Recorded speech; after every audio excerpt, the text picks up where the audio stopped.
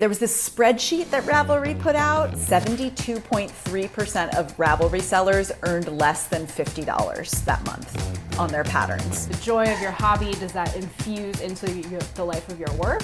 Or does it just make you hate knitting the way you hated your job? Said I'm all about it. Yeah, I'm all about it. Said I'm all about it. Yeah, yeah, yeah, yeah, yeah, yeah. Said I'm all about it. Yeah, I'm all about it. Said I'm all about it. Yeah, yeah, yeah, yeah, yeah, yeah, yeah.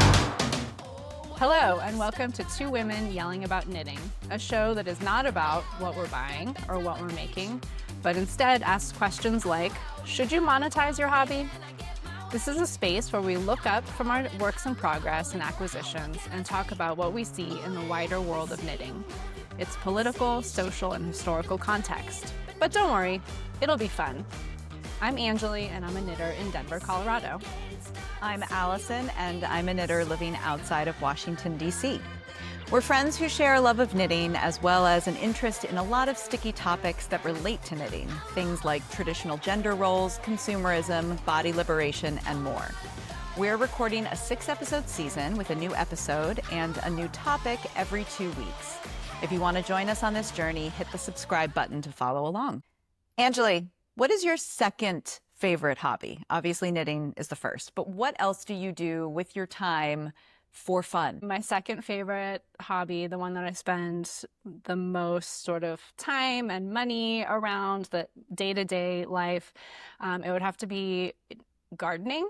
And I do a lot of native plant gardening, which is something I got into when I was living in New Orleans, and now have fully embraced here in Denver because it's hard to garden in the climate of Denver. But I feel some feelings about how sort of white and judgmental the world of native plant gardening can be. Like, there's some problematic stuff. So I feel like it'll get into what do we talk about later, with feeling sort of mixed feelings about hobbies or embarrassment about the things that you enjoy. But when I'm really honest with myself, just being with my plants and like planning out what I want in my yard and seeing things grow just brings me a lot of joy, and I put a lot of time and effort into it. So that has to be my second one.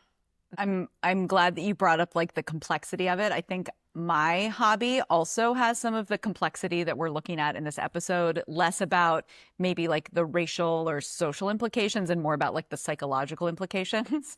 I am in a non-professional choir here in Washington, D.C. It's an interesting thing for me because I did do music and performance, and still do, in a professional capacity.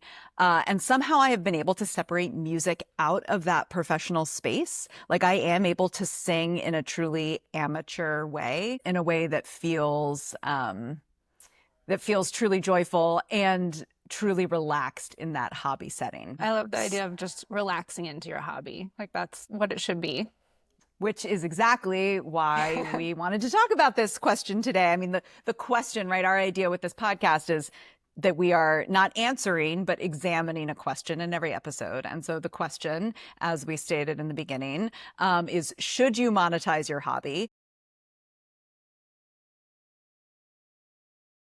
Which, interestingly, as we like talked about this episode and brainstormed it, kind of transformed less into should you, like, we're not here to tell people what to do, and more into like, what does it mean to monetize your hobby?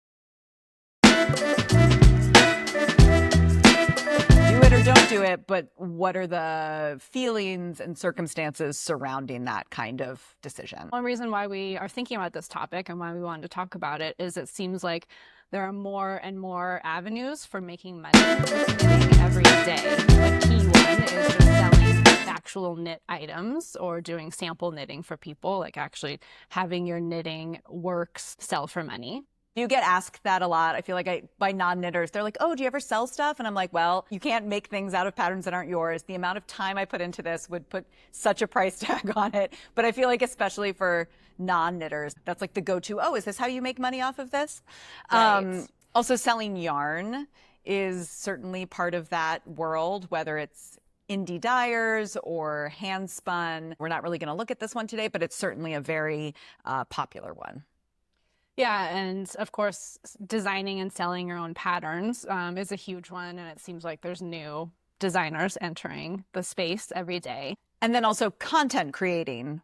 Hello, us right now, which we will also talk about, but content creating surrounding knitting. So, for example, you have YouTube channels like this, but then there are those with, hundreds of thousands of followers, which certainly also can bring in money through advertising and through, as a marketing tool, like here's who I am and here's what I offer. Yeah, and related to that are like sponsorships or partnerships with brands. A lot of knitting designers will design something with a specific yarn, and both the designer and the yarn brand will help promote that pattern and help sales of both. And there's also that kind of like direct to consumer, direct to fan channel, like Patreon.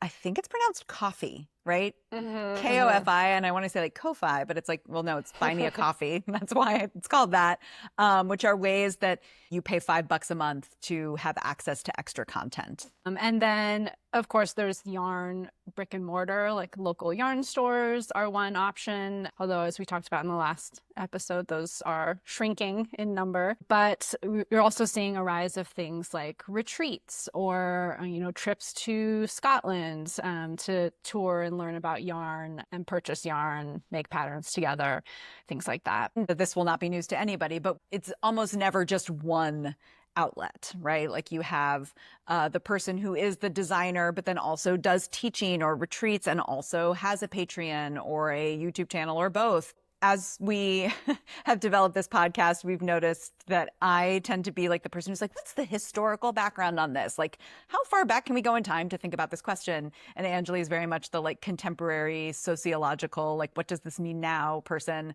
Not that we're not both interested in those things, but that does tend to be where our minds go. So I thought I could provide just like a little bit of historical context for this idea of monetizing hobbies. Perhaps not surprisingly, gender plays a huge role in this, right? So women historically were very much tied to the home. And so the idea of a hobby, handiwork, craft, output being something that could be monetized, not usually as a main source of income, but as a supplementary source of income, is something that historically speaking has been the case for thousands of years. Little TWIAC, Two Women Yelling About Knitting book club. A book that I really love is Women's Work, The First 20,000 Years by Elizabeth Wayland Barber. And she talks a lot about that relationship between gender and craft and why it is that women, biologically speaking, very long ago were tied to the home, and so how that was compatible with crafts like knitting. As we move forward in time, it also gets kind of complicated with like gender and class. Women who had to monetize their hobbies for money versus women who did it truly for fun. I'm interested in the supplemental income piece of it because I feel like that's a big piece of actually monetizing your hobby into something that is truly sustains you.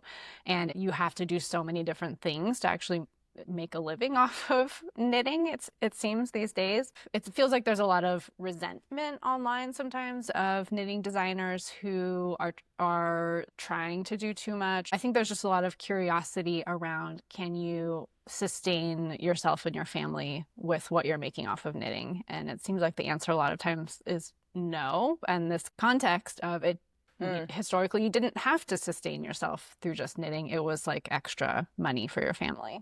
Like a side hustle, the original side hustle, or certainly one of the original. Yeah, and there are all these interesting historical examples or contexts for this kind of side project. Something interesting that I found was the women's exchange movement, which was big in the 19th century, which were these kind of consignment shops, nonprofit in a way, but for women, to give women a clearer way to sell their handicrafts, right? Rather than just out of their home. At the heart of it it really, for most people doing this, monetizing a hobby is a side income, not a main income. There was this spreadsheet that Ravelry put out January 2019. I don't know what spurred it. As we were looking into this, a bunch of people referenced it, and it's really interesting. I think we should probably link to that spreadsheet in the description so that people can look at it themselves. It showed that in that month of January 2019, 72.3% of Ravelry sellers earned less than $50 that month on their patterns, whereas there were only 93 designers who made over $3,000 in that month. And to put that in context in terms of numbers, there are over 700,000 patterns on Ravelry. And $3,000 is not a living income either. Right. So the number of designers who are able to do this in a way that is a full-time income is extremely small. I do feel like in general, there is more transparency in the world around kind of like, here's how I make money, here's how it works for me, here's what else I have to do. The example that came to mind was there is a knitting, again, not just designer. I think she does patterns, but she also does tech editing. She teaches, she works at a yarn store. She outlines all this in her account. Her handle is yarn over everything with underscores on Instagram. And she, for a while, was posting like a tally at the end of every month. It was like, this is literally how much money I have made from sample knitting, how much money I have made from selling patterns, etc. And it was just a nice level of transparency to see this is really the reality. And she was very positive about it. It wasn't like bitter. It was like, and I'm glad that I'm doing this.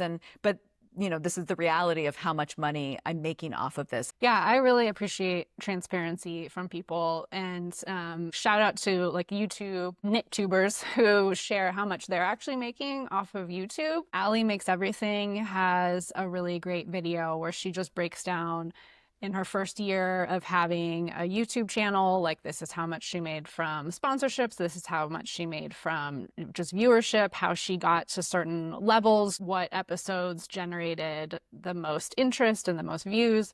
And I was a little bit shocked at how little you make from YouTube.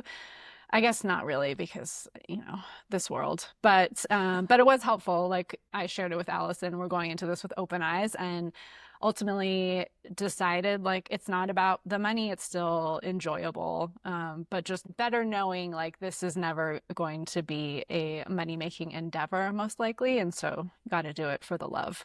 Which I think leads nicely into the next question, right? Because like, we're not just the question of should you monetize your hobby doesn't start and end with, are you going to have it as a full-time living? It also is very much wrapped up in the like, what does it do for you as a person? That psychological piece of it that we were talking about. I think very few people are like, oh, this yarn thing is going to make me a ton of money. Let's get deeper into that. I think it's usually like something you love and you want to spend more of your time doing something you love. So why not bring the two together? Because also the world we live in is one in which time is money. And if you want to spend more time doing something that eats into the time that you would otherwise be earning money, you have to then see if they can go together, because capitalism, because that is also very much a theme of this podcast. Yes.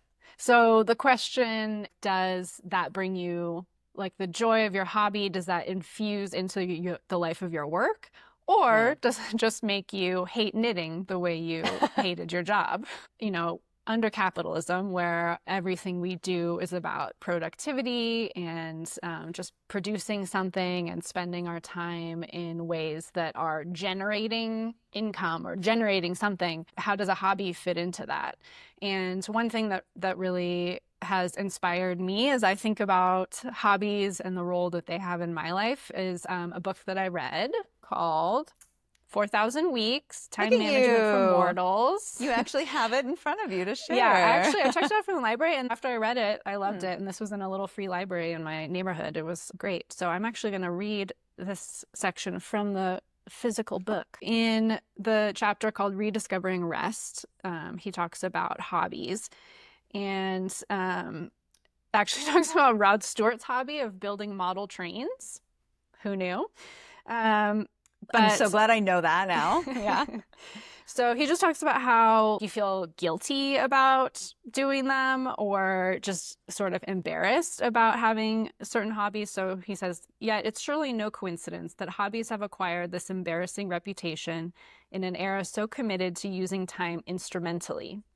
In an age of instrumentalization, the hobbyist is a subversive. He insists that some things are worth doing for themselves alone, despite offering no payoffs in terms of productivity or profit. He also talks about how like people who are super into their hobbies just culturally become kind of like a joke. Like, oh, this person is so into model trains, or in the case of my husband, playing nerdy Star Wars card games. But that maybe it's because we're kind of jealous of these people who are just doing something just purely for the love of doing them. Right. I love the idea that it's okay to be defined by your job, but not your hobby. Right. Yes. Like how many, like the first question is like, what do you do for a living? Right. And somehow that's okay. Right. But not your like, hobby. What do you do for Because you're not fun? making money. Right. Yeah. Well, what if the question was, what do you do for joy? And then just very relevant to this discussion, he says, this also helps explain why it's far less embarrassing, indeed positively fashionable, to have a side hustle, a hobby-like activity explicitly pursued with profit in mind. I don't find talking about my knitting hobby embarrassing, but like for some people, does it become more legitimate? Like to say, oh, I spent 12 hours this weekend knitting, is that less embarrassing or more justified if you're like, but I'm doing it because it's going to be this side hustle for me. I'm trying to start a business. That brings up for me something interesting, which is that I volunteer with a knitting nonprofit called Project Knitwell. I teach knitting at a hospital. And that, even though I'm not making money off of it, the formalization of knitting and like, right, like when I talk to people about knitting, some people's eyes glaze over, but then the idea of like, oh, and I volunteer in a hospital, we're teaching it as a wellness tool and like for stress relief. And totally, I do not get paid for this, but somehow that legitimizes it because it's affiliated with a system as opposed to just an individual. And your work has a purpose. Right. That's outside not just of my own enjoyment. happiness, right? Yes. Yeah. God forbid. That's not enough, Allison. Right, exactly. That's really interesting. Especially as a woman and a mother. Right, exactly. Because I have so much time to spare. Is the point of it like, so people should have hobbies? Like resist and have a hobby? The last thing is that he says, so in order to be a true source of fulfillment, a good hobby probably should feel a little embarrassing. That's a sign that you're doing it for its own sake rather than for some socially sanctioned outcome. And also he talks about how it's especially good if you're bad at it and you don't have a hope of getting to a level where you could professionalize it, where you just do it for the love of doing it, even though maybe you're not that good at it, but you just love doing it. That brings me to another, and I'm not going to remember the name of the book, but maybe we'll edit it in after the fact. It's a book about craft, but there are a number of books about craft, mostly written by male woodworkers, but the point is that the point is the same. Maybe Nick Offerman also chimes in on this, but the idea of craft being defined as doing something well for its own sake. Like the purpose is inherent in the thing itself, not something external to the thing, whether it is social recognition or money or whatever it is. And I love too the idea that being bad at it is a good thing. We as adults don't do things we're bad at, right? Like if you're bad at your job, you get fired. And but also we know that psychologically a tolerance for failure and setback is a valuable thing to have. And so the idea that a hobby, which you're bad at, so therefore you cannot monetize it, is a space to like do that. But that's certainly part of why I love knitting, is the way I've had to rely on myself and get better at it. And like starting bad at it is kind of the point. And also that you have a lot of choice. I enjoy making these like ribbed beanies. Like, should I just keep making ribbed beanies? Sure, I like it. Or do I want to learn how to do cables? Do I want to make a sweater? You have autonomy and control over how much you want to challenge yourself and how much you want to just keep doing what you're doing because it's something that brings you joy. In my choir, actually, at one of our concerts, our director gave a little speech and used the word amateur. And his point was like, amateur has this negative connotation to it, but it is literally rooted in the verb to love. But the idea of doing something for love being like a negative or having this kind of like joke attached to it. So thinking about that space between the pure love of it, the amateur nature of it, and like a full-on full-time job, there have been some designers out there with somewhat of a following who have made that the kind of space of that transition a topic of discussion in a way that I really appreciate the honesty of. For example, there's a French designer named, I hope I don't butcher the name, Audrey Borrego. Within the last few months, had come out on Instagram and just said, being a designer is too stressful for me. Like, she didn't really go into the details of it, if it was monetary or personal, whatever it was, but it was not bringing her joy, was the point. And then she took this pretty radical step of, in my opinion, she just made them all free on Ravelry. They're still up there. And I remember when that happened, I think I figured it out because I was just on Ravelry and I was like, why are all the hot now patterns this same designer? Like, oh, maybe she's having a birthday sale or whatever. And instead it was because they were all free, which is also just a little bit heartbreaking because it's like, you could have bought that for what, $7? And now that it's free, everything's skyrocketing to the top, but it's only free because she can't handle the pressure of it being paid anymore. And I don't want to put words in her mouth. I don't know if it was the pressure, whatever it was, but it was something was not working for her, which, you know, kudos to her, but also sad. I mean, it is sort of that pressure of, it's a difference between a side hustle and being your full-time job, is just that pressure to constantly be generating content and having them be successful. And that makes me think about another knitting designer who's pretty prominent in this space, Rebecca Clow of the Crea Bea. I think there's sort of two ways that her career you can kind of see related to this topic. One is that she actually did start as just a hobbyist. Like, if you go back and watch her early videos, she's just sort of writing about the knitting that she's doing. She's not designing anything herself. And over the course of the evolution of her YouTube channel, you see her coming into her own as a designer. And sort of that question of, does it bring you more joy? I think from what I observed from the outside, obviously I don't know her or her interior world at all, but it definitely seemed like designing did bring her more joy and like depth to her relationship with her hobby of knitting. And I'm always just inspired about how she talks about the designing process and like what goes on in her mind when she is sort of having these moments of creativity and inspiration.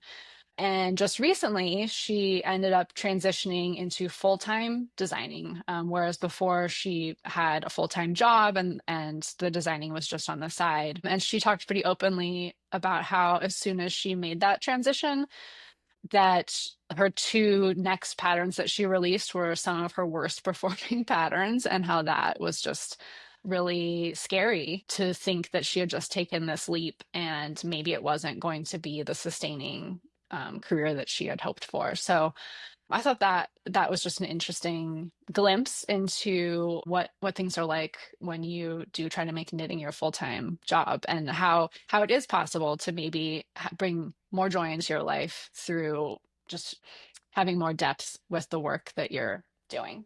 Yeah, and I think being very clear with yourself about like, what is this for? You know, what is this for and what am I capable of? And like, what are the circumstances of my life? And how much money do I need for, you know, do I have 8 children? Am I a freewheeling person living in my van traveling the world? You know, everyone's circumstances are different. Also just like personal tolerance levels. Primarily my day jobs, my real jobs are all freelance.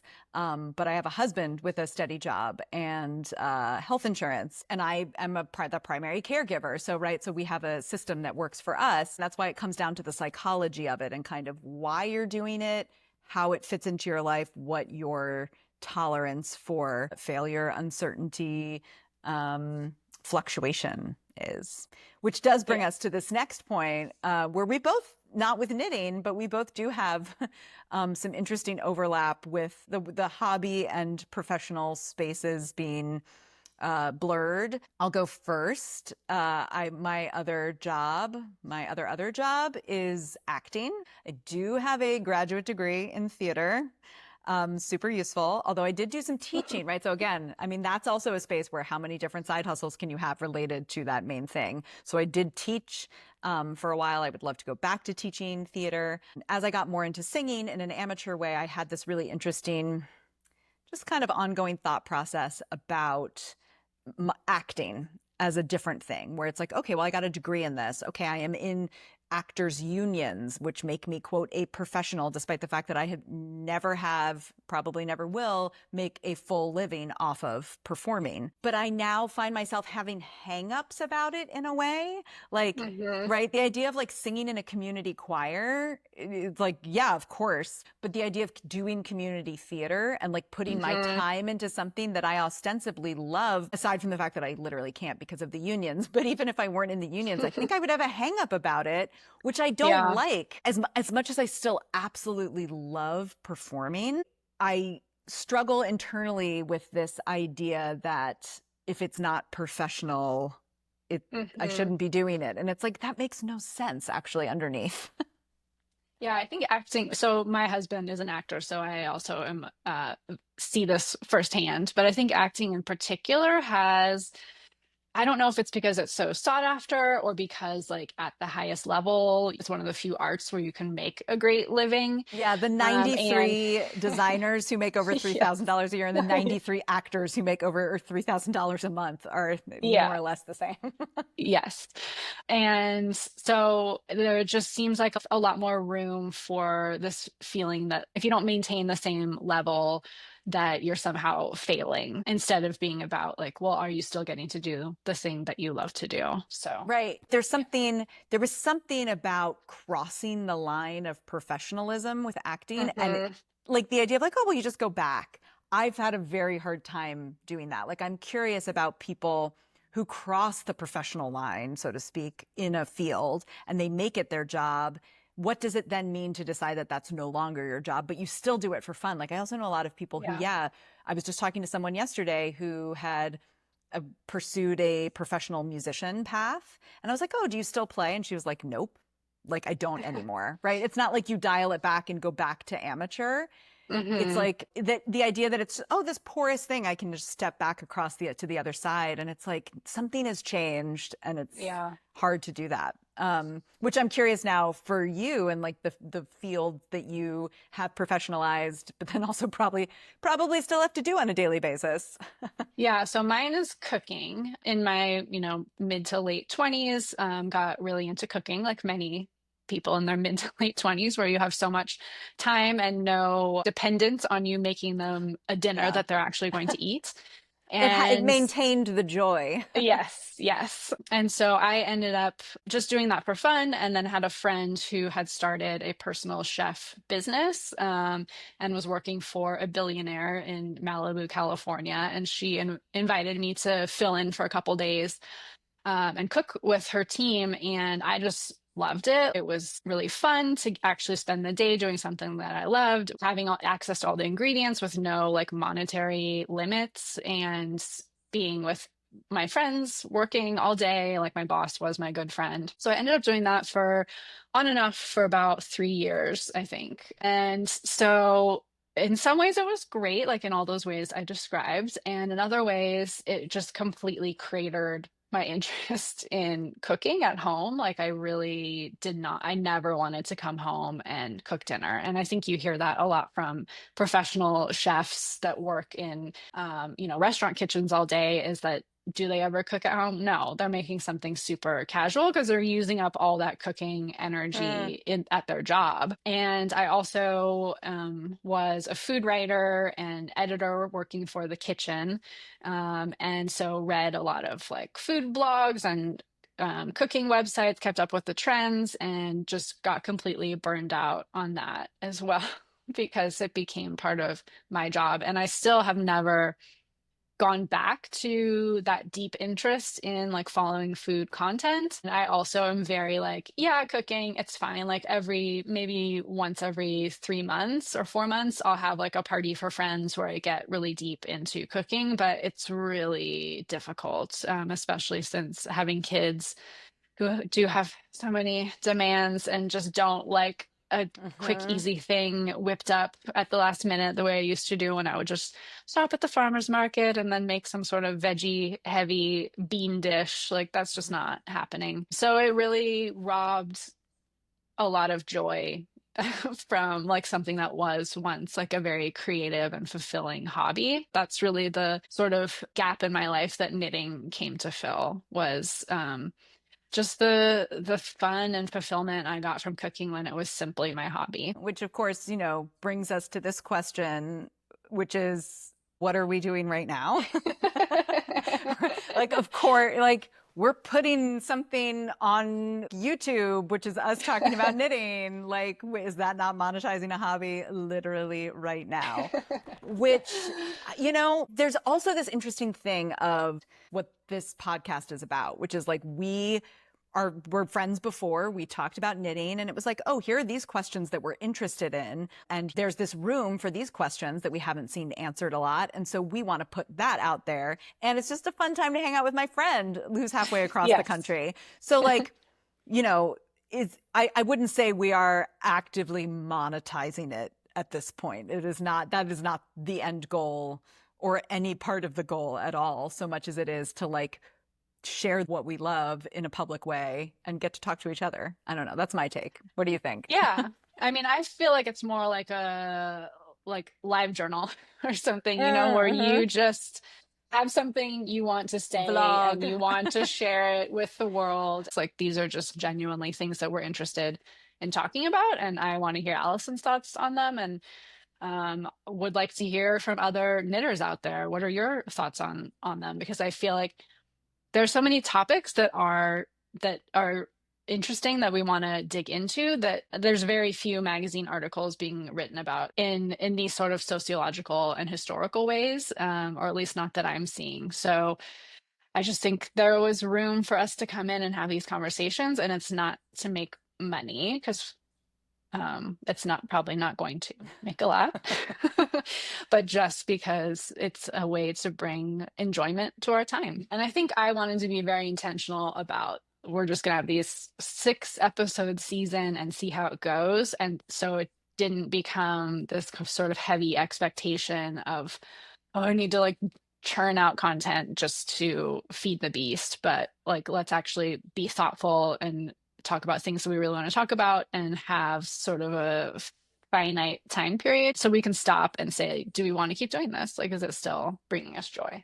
We went into this idea of this podcast as like, what are these questions that we have? And we're not here to answer them, but rather to explore them, which is to say, we're not here to say, don't monetize your hobby.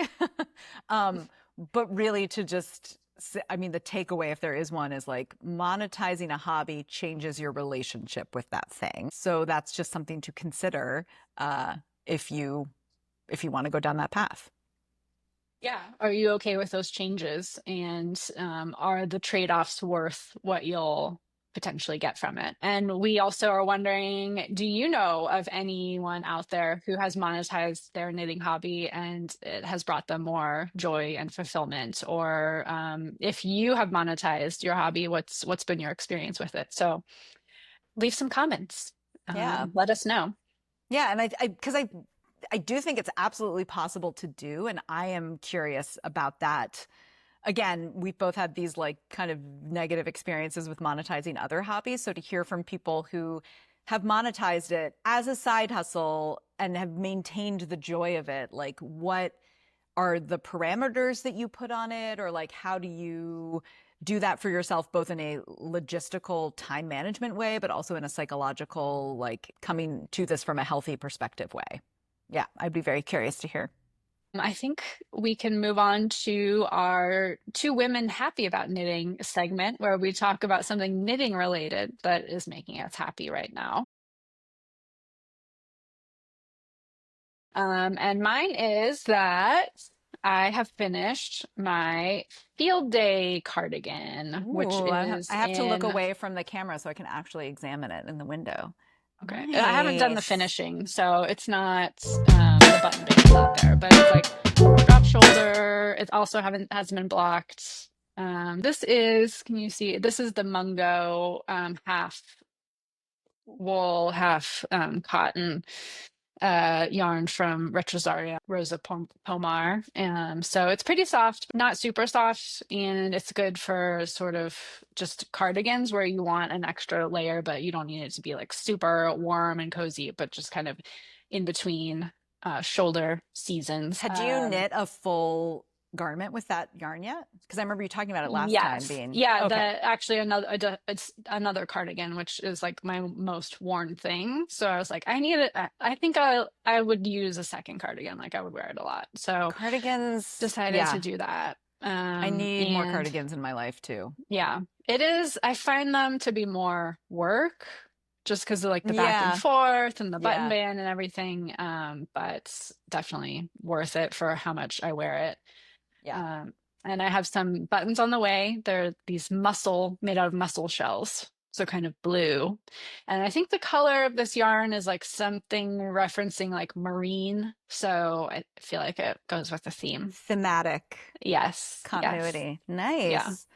How about you? My happy about knitting moment was I just got back, well, a couple weeks ago from Maine, where my brother lives, and the Cashmere Goat, which is in my brother's small town of like 2,000 people in Camden, Maine. So I got to go there a couple times, which just felt really nice. One of the women who works there, her name is Iris. She had done, speaking of people who design on the side, she had come out with a pattern for a little kerchief Oh, um, cute. which was super easy. It's called the Biddy Brioche Kerchief. Mm, It's on Ravelry now, and I had done a test knit for her, and I had like done a couple test knits before, but this was the first time I'd done one for someone I really knew, and it was just really special. So I got to like wear it into the store. We took a picture together. She happened to be wearing hers, and I think something and maybe another interesting thing to talk about sometime is like, right, there's your individual hobby, but knitting is also definitely like a community thing, or it can be as well. And it hadn't been for me for a long time. Like I kind of had just mm. done it in isolation. That combined with like being an elder millennial and not understanding how people make friends on the internet. I feel like this project and the Cashmere Goat Yarn Store have been a way that I've been like connected with people primarily online with whom I feel a genuine connection. And then I do happen to get to see them in person Mm. periodically. And it like is like, oh yes, like this is someone who's my friend. Like, Yeah, so all those things colliding at once was just a really nice thing to that's experience. great. What is it made Yeah. out of? It is, oh my gosh, somebody you had introduced me to, Little Skane, who I think is in Oh. San Francisco. Is that? I Mm-hmm. don't know. We'll fact check this after the Okay. fact. Yeah. We can But drop it in. and I had done, I had a yarn subscription from Hmm. her. She did this Anne of Green Gables colorway themed yarn subscription, which I loved. And then I let go to the wayside because I got more into spinning and need to cut down on my actual yarn purchasing. But this is one of those special skeins that I'd been hanging on to. So it's a fingering weight. There's some cashmere in it. There's some nylon, because it is a sock, can be used for socks. And also it's like Anne of Green Gables, so it felt like the right one to pick. Yeah, that's Um, great. but I really love it, Oh, and I Little was Skin, wearing it. she Mm. uh they have a Substack, right? Yes, Yes. yes. Yeah, Which we'll link to that. which I do think also, like, you had suggested it to me. She Hmm. talks a lot about like politics and knitting and kind of Hmm. mental health and knitting, which is all Yeah. very interesting to me as well. Angeli, what have you been enjoying that has nothing to do with knitting?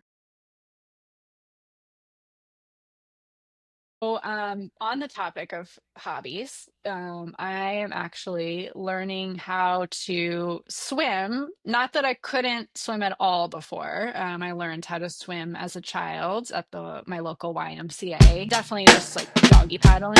I never I never learned any strokes. Like I never learned how to swim laps. And so it's something that has always interested me and that I wished I knew how to do. And actually, over 10 years ago, I was back in school studying to become a dietitian and was going to like a state school in California, and they had beautiful swimming pools and like really inexpensive private swim lessons. So I did that for a few weeks. And ended up stopping because I was pregnant and the morning sickness was too horrible. I couldn't do any physical activity. But for some reason, it was like one of those things where then that stuck in my head of like, well, you tried learning and it didn't work out. I only did it for a few weeks, but it's that adult saying of like, and then you weren't great at it. I and you wasn't don't good at remember it any of right it now. away. Yeah. So, but I feel like in my older age, I'm just feeling more open to that there is something like special and good and like mentally restorative about actually learning how to do something as an adult and like getting better, like being bad at something and then getting better at it. And it being outside of work or getting paid for doing anything, but just like pursuing it because you inside yourself want to be better at something because it's something you enjoy. So like it's just something that I've been fascinated with for so long, and it actually is really hard to find adult swim classes that aren't like, you are completely terrified of the water, we will help you. But it's like, I'm not terrified of the water, just help me swim laps. So Are you I in ended up, a class setting so it's or a like class, yeah. Oh, And wow, also that's I was cool. like, I don't want to pay for Yeah, one-on-one for swim private. lessons, very Mhm. expensive. So I actually found a class through British Swim School, which I think is like a franchise Yes. across the Yes, my US. children So used to do that yes. pre-COVID. Yeah. So yeah, so they do some adult classes that have like this adult level too. So I've been doing that for the past couple weeks on Sunday mornings, and it's just amazing. I'm so happy. I just feel like really calm afterwards, and exercise in my life is it's very hard to find something that I actually enjoy.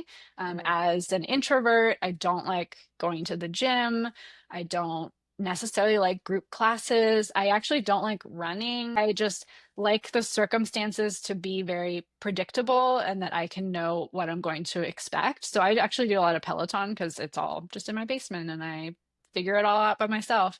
And so swimming does feel like sort of the gym like community version of Peloton because it's just you in the water, nobody is bugging you, nobody's looking at you, you're just in your own space. So I've been finding myself kind of leaving those lessons feeling more calm and just seeing that like, oh yeah, I could make this a part of my life, and like the thing that I have been wanting for all these years is actually possible. So I'm just feeling really happy about that possibility. And it is definitely a hobby that will never make me any money because clearly there's no way that I'm going to swim at a level where one would make money. So Yeah, but that's yeah. that's great. I feel like, right, maybe the title of this episode is like bring back the amateur.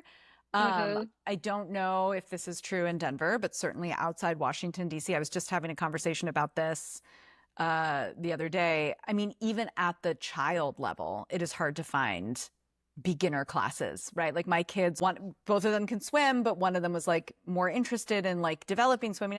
And it's like any sort of 11-year-old swimming thing is like, oh, you're on this team, right? Like you want to join a team. And it's like, no, I want to learn the basics. Or like my kids have been interested in other sports recently as well. And you reach an age at which it's like, no, you should have been doing this from the age of 5. Like we can't teach Right. you from scratch at this point because you're already on a track to go play this in college at this age Yeah. level. And It's it's like, ridiculous. why can't I just do this for fun and like learn this at a later time in my life? Yeah, and like do it with community and not have it be about like intense competition Yes. Yes. and just so expensive. Yeah. I love rec center sports for my kids. What is your not knitting related thing that's bringing you joy lately? My not knitting related thing is on my body, which is tie dye. Beautiful. So I made this shirt. I was just in Maine, as I said, and my brother and I get on these really intense side quests, especially when we're together. And like both my brothers, but we enable each other with all sorts of like, of course we have 12 hours. Everyone cancel all your work meetings. We're like only doing this for the next, day and a half.